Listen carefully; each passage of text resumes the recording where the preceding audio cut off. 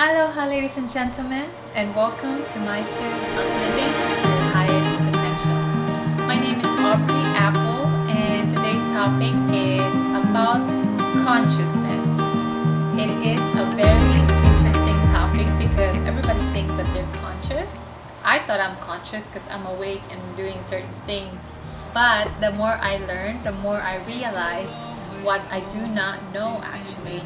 And I love this line that Gary Zukav, he's a very mindful individual, and Oprah has interviewed him a few times on Super Soul Conversation.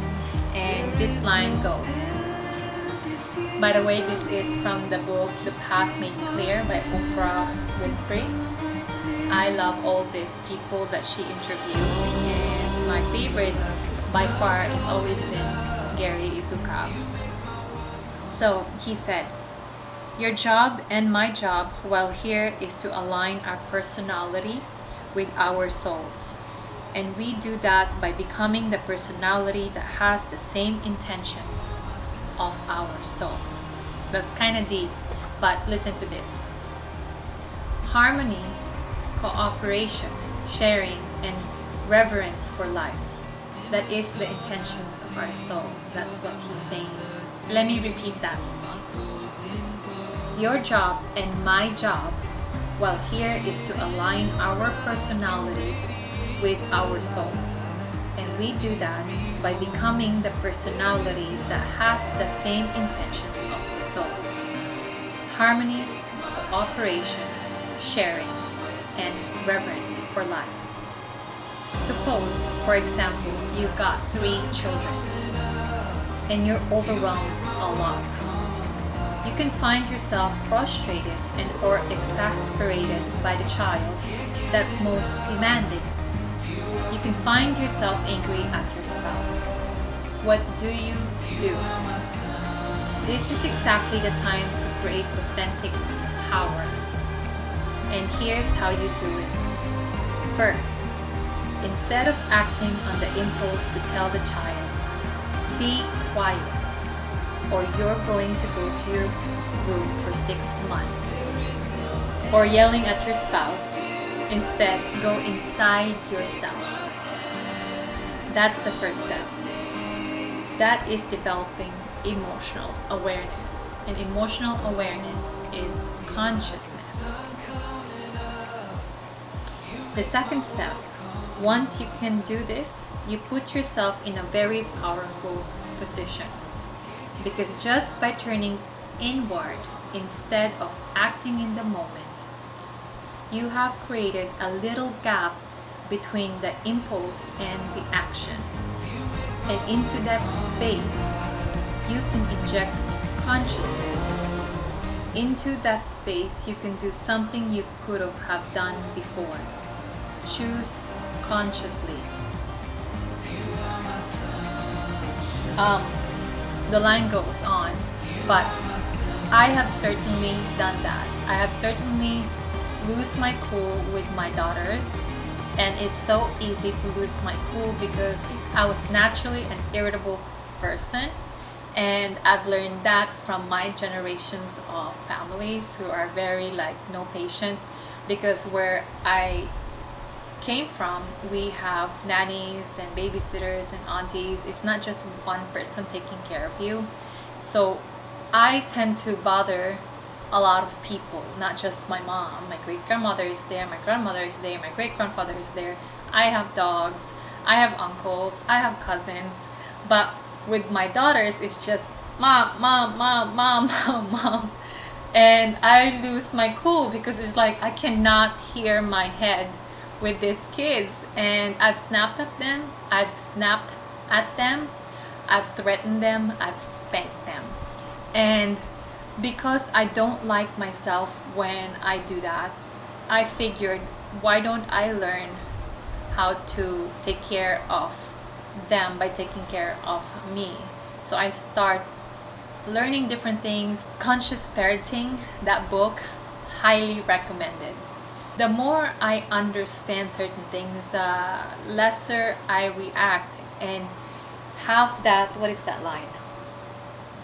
I have created a little gap between the impulse and the action. There are many times as well when I get into an argument with the girl's dad over messages. I choose to actually create a gap by not responding to the little things that he like constantly shooting at me, right? I just block him, or I just ignore him, or just shrug my shoulder. Here and there I would respond because I'm like, I have to, but then most of the time, because I'm practicing certain things now, I actually don't react. My daughters, probably 1 out of 10 I would react, but before I would react 9 out of 10. So I'm getting better. I'm not perfect. There are times where I would just like, "Ugh." But when they say something and they're frustrated, I tend to actually go inside myself and try to understand them. They're twins and they never had that like moment with mom. So if one person is saying something, the other one has to compete, and then the other one feels frustrated, and they're 4 years old. To control their frustration and to control their emotion will take a long time. It took me a very, very long time to control my emotions. So I can't blame them. And snapping at them is like not very ideal for good parenting. When I had to like stop myself from talking too fast. I tend to talk too fast. When I get frustrated with my partner, I also learn how to stop and wait for him to finish talking. I don't get the same treatment, but that's okay for me because it's my practice to actually really listen. And when it gets really hot and there's that argument, I tend to just be quiet.